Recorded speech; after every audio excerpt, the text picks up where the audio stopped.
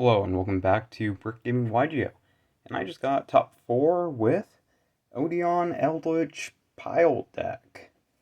I am going and playing a regional where I ended overall 3rd place. And this is the deck I played, so pretty cool. Didn't expect to do well, kind of didn't expect this deck to do anything, so I'll move this out of the way and I'll just get right into the deck. This deck actually did very well, and I was surprised. So first off, I play 3-man with the Mark. He's just really good. Really solid card. Basically all you do is, when it's normal special summon, you can add 1 Temple of the Kings or 1 spell or trap that mentions it, or send it to the graveyard. He also offers a ton of protection, and there's ways just to set him up and make sure your board stays protected. It's really good for multiple reasons. Then we play Anubis. This one searches out Man with the Mark, and it also reborns itself, so just added consistency. It's also level 10, so it comes up quite a bit in this build. And if you get like 2 of these in the grave, off of a mill or anything like that, this card becomes really powerful. Next up, I play 1 Merciless Scorpion of Serket. So you usually use this card to search for Temple of the Kings, and you can special summon it from your hand by banishing a level 10 from the deck, or level 10 or higher. On top of that, it can also destroy any monster it battles with, and that does come up a little bit, but not very often. It's very situational, but the effect to add consistency and get another body on the field is really good.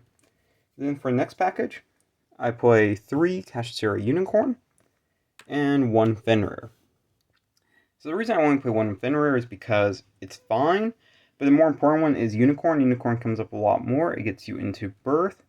While Fenrir is fine, it can add like Unicorn, but usually on its own, it's not the best. And I would say overall, this card was a little bit underwhelming in the deck, but still important for certain matchups. Next up, I play 3 Imseti. Imseti is really good. It just gets you to King Sark, and King Sark's really good. And then on top of that, 1 Happy.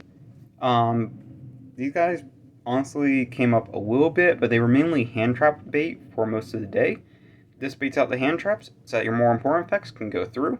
And it's okay because this is a super small package, so you really don't need to see it every game, and it's really good just for baiting stuff out. But if you do see it and does go through, it's really good. Then I played 2 Golden Lord. In this deck, I decided to go with the Eldlich package. I felt like Eldlich was a pretty good way to get extra bodies on the field, and there's a few ways to access these guys early on. You never want to draw these guys, but you need 2 just in case one gets banished. And this card is really good in the grind game. Just the whole Eldlich package really helps out with grinding. Then I play 1 Lord of the Heavenly Prison. This card protects back row. It didn't really come up too much today, except for a few niche situations. But when it does come up, like protecting your back row from card destruction or summoning itself to get another body on the field, it can be pretty good. Most of the time, though, I would just banish it off of Serket, depending on the matchup, and depending on what I still had. Then for hand traps, I played 3 Nibiru. This card did not come up very much today. I was very shocked. I don't think did I even drop it once? I dropped it once all day, but it was still good. It's a good banish target for Serket, especially depending on the matchup. You can just get this out of the deck and then reduce your odds of drawing into it. Then I played 3 Multi-Army Fuelos. I didn't play Perulia because I didn't feel like Perulia was relevant enough for this format to main deck, and I also felt like this was fine on its own. In this deck, you don't really want to like have too many hand traps, so I decided just to keep it to 3 Perulia, or not Perulia, Fuelos. And this card did, when it came up, it was really good, and when it didn't come up, it was fine. It's also normal summon, so if you don't like see any other normal summon, you can just bring this guy out, and you can just start comboing from there. And I'll get into that with the extra deck and stuff like that. Then I played 3 Drone Lockbird. This card came up a bit. In certain matchups, this card just can win games all by itself. And anytime I saw this card today, or yesterday now, it was really good. Then for spells, that was all the monsters. This deck is not very monster heavy. For spells, I play 3 Treasure, and 1 Temple. So Treasure is the one that sets on activation, which does come up a lot. This card's super important to the strategy. This card resolves, and I get all of the effects off of it. It's usually feeling really nice, and I'm usually feeling pretty good. And then Temple is like the brick. You never want to draw this card, like usually, unless you open a really trap-heavy hand, and that's fine. But it's so unlikely to see that specific scenario that this is really only good if you can search it. If you don't search it, it feels bad a lot of the time. Then I play 2 Delta of Invitation. This is a way to get Eldlich into the graveyard early on. It also is recursive by adding itself back to the hand when a monster is added to the hand by either player from the graveyard. So it does come up sometimes where this card just goes back to your hand for free.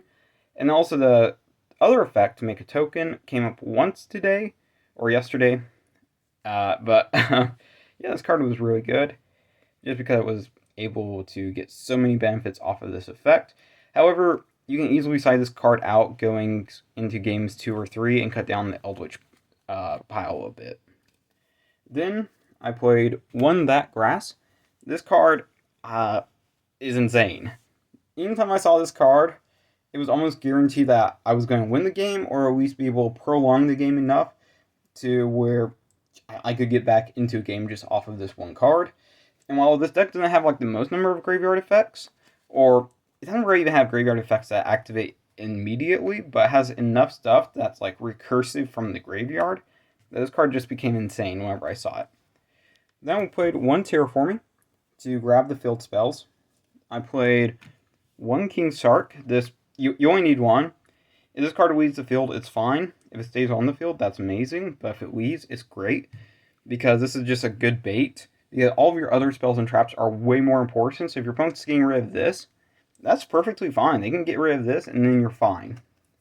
I played 1 Kashtira Birth. This is your search target for Kashtira Unicorn.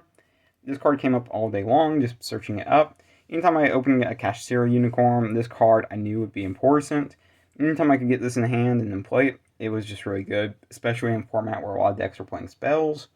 You can see in spell-heavy deck, this card comes up a ton. Then I played 3 Thrust. This was kind of a last-minute addition. I was like, I kind of want to just see Grass more and Post Side going second. This card is really insane. So I was just like, I'll just leave it in. And it's even good going first. I just left it in all day into every single matchup, and it just felt good. Felt good in every matchup. It came up a ton. It's another way to get to Grass, so it was just good all day long. And then finally for spells, I played 3 Super Polys. My Super Poly targets were good. I would say 2 out of my 3 were really good, and then the third one never got made. But Super Poly just felt good every time I saw it into almost every single matchup. It was really good, and I only sided it out in very niche situations, because even if I'm going up against a deck where Super Poly isn't usually good due to my side deck, Super Poly can actually become good just to leave in post side, even into matchup where it usually wouldn't be good. Then I played 3 Eldlich for my traps. This is just to grab Golden Lord. It summons him from the graveyard or deck, and then can also grab your Golden Land traps off of its in-graveyard banish effect. Pretty good. Classic card. Then I played 3 Conquistador. So this one pops if you control the Golden Lord, and then it also grabs your elixirs by banishing itself from the graveyard. I'm going to be real, this card didn't really come up too much. Actually, none of the Eldlich stuff came up too much unless I got into a grind game, and then it became pretty good once it was in grind games. Then I played 1 Hakiro. You only need 1. I was really playing 2, but I realized that the Eldlich stuff was honestly probably the weakest part of the deck, except for the Golden Lords. So the actual traps, I kind of cut down on ratios. And then 1 Glorious Golden Land. This card can be grabbed off of the Elixir or the regular Golden Lands because it has both in the name. And this card, the balance effect is decent, but really just having 2800 defense is really good in certain situations. And the recursive, if it's a super late grind game, which I did not get into today, but in the past I have, you can set one of your banished Golden Lands or Elixir spell traps from your banished. And that can come up. Just did not come up today. So that's all of the Eldlich traps and all the Eldlich cards in the main deck. Then for the other Apophis / Odion cards, I played 2 Serpent and 2 Swamp Deity. Serpent was insane, Swamp Deity was insane. These cards bailed me out of so many situations. These cards are just so good. These just felt good. Every single time I saw them, whether I was going first, second, whenever, if I saw these, it just felt good, and they were great for baiting out back row. They were great for baiting out negates, and if your opponent didn't have a negate for this, which a lot of decks just don't, it just was insane because it prevented so much stuff from happening, and these cards just alone won a bunch of matchups today. Then played 3 Infinite Impermanents. This is technically another hand trap, and you can include with the hand traps, but it's also just good as a trap in general. And I don't know, I usually end up using this card more as back row. So, yeah, it was pretty good. Good things came from that card today. And then the cards I never saw today, except for, I think I saw a Skill Drain once, and I wasn't able to play it, are these 2. There Can Be Only One was really good into a lot of matchups. I just never saw it because 60 cards is very unlikely to see.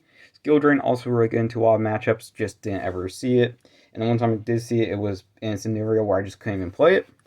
So that is the main deck.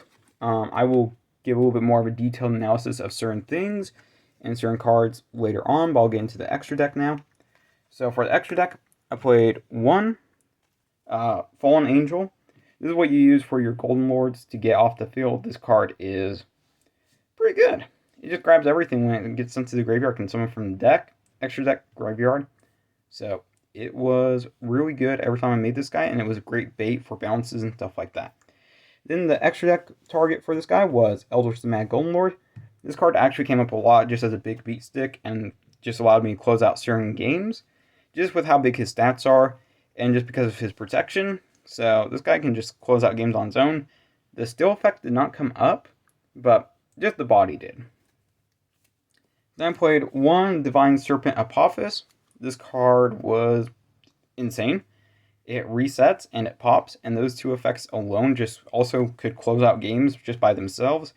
Because the reset does so much, and the pop, you wouldn't think it would be very much, but in certain grind games, when you're in the standby phase, you flip up one of your traps and this guy pops, it's just really good. Then for the super poly targets, I played 1 Garura, 1 Mud Dragon, and 1 Almorduke. These 2, insane. This guy, not very good. I didn't play against Malice all day long. No Malice. I won't get into my matchup sims after I'm done with the deck profile, but this guy sucked. He got sided out all the time. Then I played 1 Link Spider, 1 Cross Sheep, 1 Seal Hat, 1 SP, and I'll talk about these briefly. This is just good because you play a lot of trap monsters, so it's good to get them off to change them into effect. Cross Sheep allows for a way to protect your man with the mark better. So just the added protection is really good because you can summon him back in defense. So he's not in attack, so you take less damage if he's attacked into. This is a little bit more of a risky play because you're definitely hitting over 5 summons, and if you get hit with a hand trap, it can be like Nibiru, it can be really bad. So I only did that play if I knew for certain my opponent didn't have Nib, or if there was a way to circumvent it where I could still play around it in a way. Then I play Seal, it goes without saying, it's just insane. SP goes without saying, I think. Then I played 1 Nightmare Unicorn. Came up in definitely a few matchups. This is just another way of removing stuff by shuffling into deck. So just having different removal options in this deck is really powerful. And finally, 1 Access Code. Access Code Talker was insane as well. I was surprised how many times I made this guy, and he just could clear out games as well. You build up such a board that if your opponent doesn't break your board, you can just go straight Access Code Talker, usually on the next turn, off of 2 or 3 summons, and then just win the game. And finally, for the XYZs, I played 1 number 90. This is what you make off of the Horus. Good monster negate. 1 Varudras. This is what you make off of your 10s, like your Eldliches and your Anubises. This card is just an Omni negate, and it has tons of different ways to pop, whether it's leaving the field, whether it's attacking, whether it's using its effect to negate. There's plenty of destruction effects that are built into this guy, and he was really good all day long. And then 1 Typhon, which came up way more than I thought it would. Typhon was just really good on end boards going second. Like, I would build up my board and then just use one of my big guys, go into him, and then certain matchups that could just be insane just by itself. So that was a extra deck, and now we'll get into the side deck. So side deck, I played 3 Kamungus. This was just out any Towers monsters since those exist this format. And in certain matchups, certain negates are really tough to deal with, or certain bodies are really tough to deal with. So this was just a good, easy out for any of those. You saw plenty of siding in. I don't think I summoned it once today, so that was pretty cool. 3 Artifact Lancia. It was mainly for Malice, but I didn't play against Malice. I played against Orcust, but I didn't side this in against Orcust because, well, I just wasn't really too worried about the Orcust matchup. I felt like Orcust plays enough on my own turn, where this card could just be dead. So I just never sided this card in, just never played it, never needed it. Then I play 1 Super Dreadnought Rail Cannon, Gustav Max. This is a time card, burns for 2,000, but I would also side it in. If, like, Armorduke wasn't doing anything in a matchup, I would just remove it and then put this guy in because I can at least make this guy at some point. Did not really make this guy ever. So that was cool, but I put him in a lot. He went into the deck a lot, just never came up where it mattered. 1 Raigeki. This is one thing that might be kind of funny. I was debating between Harpy's Feather Duster or Raigeki, and I don't know this format at all. I did 0 prep. I don't know what I'm doing. And so I just said, I'll just put this in because I know it's a really heavy monster format where a lot of monsters are being played. And I had 1 slot open, and I was just like, I'm just going to put in Raigeki, and it's just going to be enough. And it was enough. This card was really good. Then I played 2 Lightning Storm. Surprisingly enough, didn't come up as much as Raigeki, but I wanted some way to out back row decks easily without giving up my battle phase. And in certain matchups, just outing monsters is really good. And so, yeah, that card came up as well. Probably the best card, and this card came up a ton, and was really good into so many different decks, was 3 Evenly. Evenly match is actually insane in this format, especially when you're playing a deck that could care less about its battle phase, because you're usually not OTKing on the first turn. Even when you're going second, you're not really OTKing most of the time. This deck can have a little bit of a hard time putting up damage, or at least damage that where it's like protected and where you need to like do a bunch of board sap. So it's just really risky to try to go for damage because you can get hit with so much stuff. So I just put it evenly just to clear out my opponent's board. Then I could just go main phase 2 and do the rest of my combos. Then finally I played 1 Gold Land Forever. This is just an Omni Negate. This is to circumvent this card or anything that could be really bad.